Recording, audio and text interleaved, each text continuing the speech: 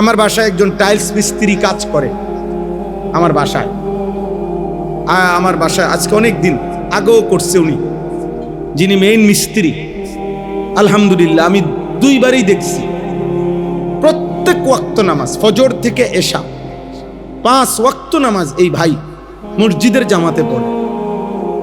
এই যে কাজ করে এগুলো আবার বদলায়, জোহরের আগে ঠিক টাইম মতো বদলাইয়া গোসল করে আবার জোহর পরে আইসা আবার ওই আদোয়া আরে ওইগুলা কাজের যে কাপড়গুলো এটা আবার পরে করে আবার কাজ করে আসর পর্যন্ত, আবার আসরের নামাজ জামাতে পড়ে।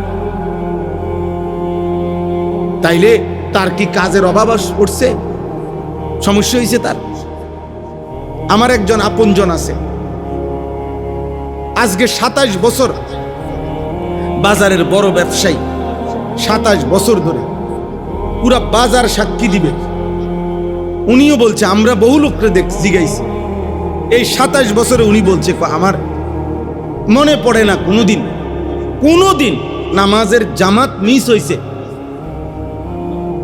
কসম উনি কয় যে আমার এটা মনে পড়ে না।